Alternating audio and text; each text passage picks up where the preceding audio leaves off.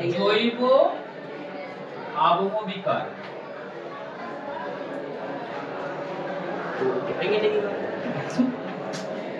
আজকে আমরা ক্লাস করব জৈব আবহ বিকার কাকে বলে বা জৈব আবহ বিকার জিনিসটা কি সেই জিনিসটা নিয়ে আমরা আজকে আলোচনা করব।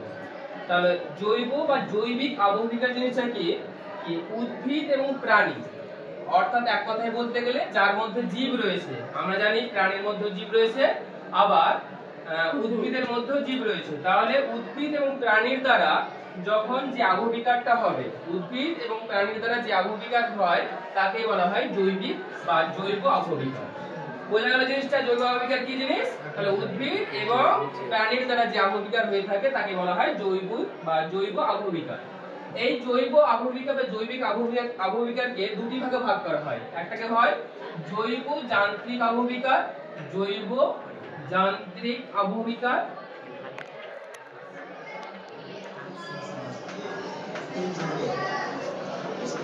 আর একটা ভাগ হয় 2 নম্বরে জৈব রাসায়নিক আবহ বিকার, জৈব রাসায়নিক আবহ বিকার।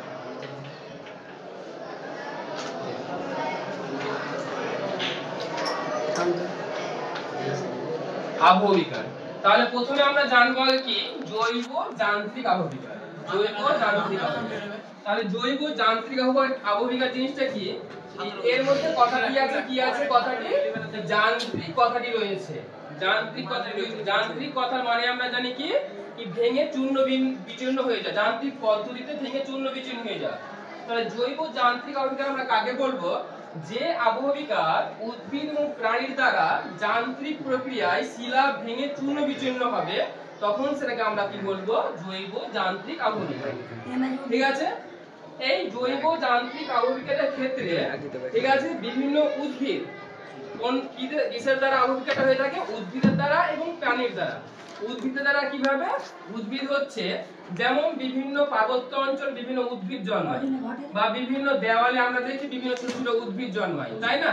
তো এইভাবে ছোট ছোট উদ্ভিদ বা বড় উদ্ভিদ যখন কোনো দেওয়ালে বা কোনো পার্বত্য অঞ্চলে যখন জন্মাবে, তাদের শিকড়গুলো কোথায় যায়?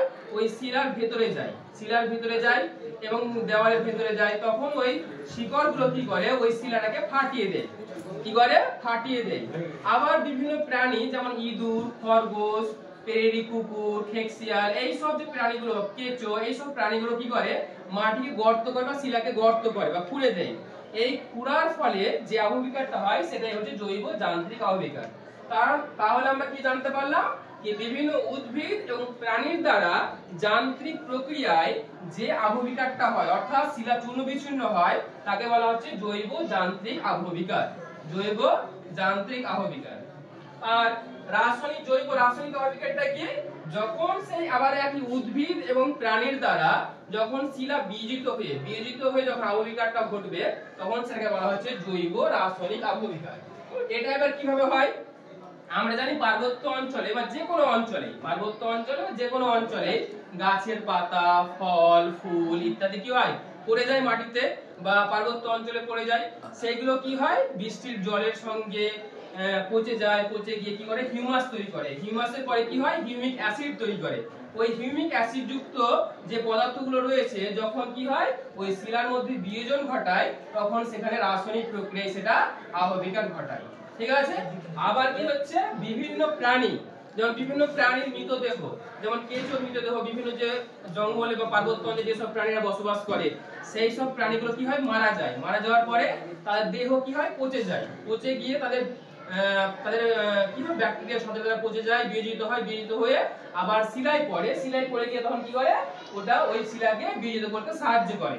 যে এইভাবে এই রাসায়নিক আবহ বিকারটা হয়ে থাকে। তাহলে আমরা কি জানলাম? এখানে জৈব রাসায়নিক আবহ বিকার বিভিন্ন প্রাণী এবং উদ্ভিদের যখন সেই উদ্ভিদ ও প্রাণীর দেহগুলো পচে যাবে, পচে গিয়ে যে রাসায়নিক পদ্ধতিতে শিলাকে কি করবে? বিয়োজিত করবে, তখন সেটাকে বলা হচ্ছে জৈব রাসায়নিক আবহ বিকার।